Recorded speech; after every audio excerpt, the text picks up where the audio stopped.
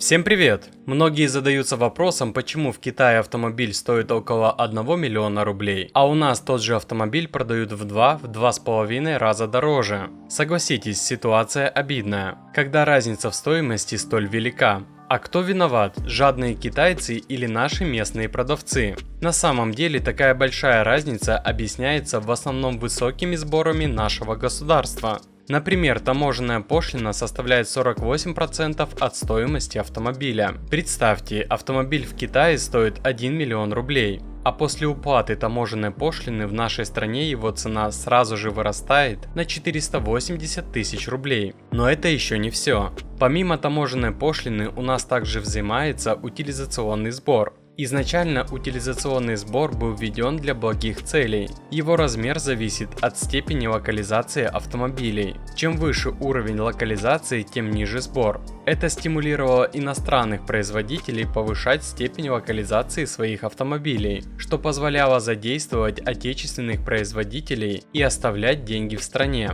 Так корейские компании достигли хорошего уровня локализации, даже собирали у нас свои моторы. Однако в прошлом году все изменилось. Глава АвтоВАЗа Максим Соколов начал обращаться к государству с просьбой повысить утилизационный сбор, чтобы стимулировать россиян покупать продукцию АвтоВАЗа, а не китайские автомобили. Представитель совета директоров АвтоВАЗа Денис Мантуров, который также является главой Минпромторга, быстро принял решение. Также на повестке дня полезная информация от наших спонсоров. С ними вы сэкономите на прохождении ТО, покупке нового автомобиля и оформлении каско. Все это один бесплатный ресурс autospot.ru. Буквально в несколько кликов вы наглядно поймете, сколько можете сэкономить при покупке нового автомобиля за наличные, в кредит или трейд-ин. А если вам необходимо техническое обслуживание, заполняйте параметры и удобно смотрите на карте самые выгодные цены в вашем городе. Ну а если вам нужна каска, сделайте пару кликов и получите за 2 минуты список самых выгодных предложений.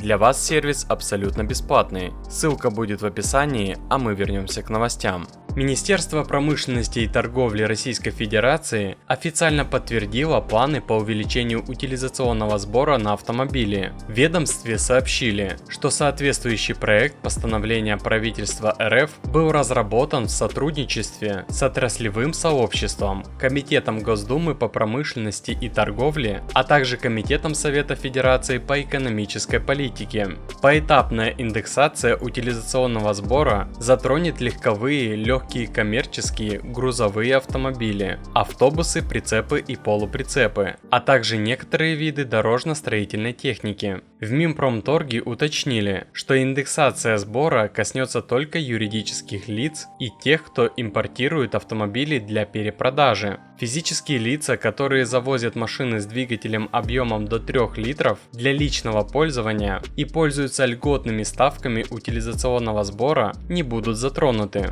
Условия будут ужесточаться поэтапно до 2030 года. При этом первая индексация состоится до конца этого года. Ставка на автомобильную технику и прицепы будет индексирована в среднем на 70-85% в первый год и на 10-20% каждый последующий. Если при импорте легковушек популярной категории с двигателем от 1 до 2 литров сегодня сумма утилизбора составляет 300 600 рублей, после первого этапа индексации она составляет 556 200 рублей, а в 2030 и вовсе 1 172 400 рублей. В отношении строительной дорожной техники рассматривается возможность индексации с 2025 года с увеличением ставки на 15% ежегодно, говорится в пресс-релизе Минпромторга РФ. В 2026-2028 годах будет повышен утилизационный сбор на эскаваторы и эскаваторы-погрузчики. По льготной ставке можно завозить всего один автомобиль в год. Если привезти кроссовер Exit с объемом мотора 2 литра и заплатить утилизационный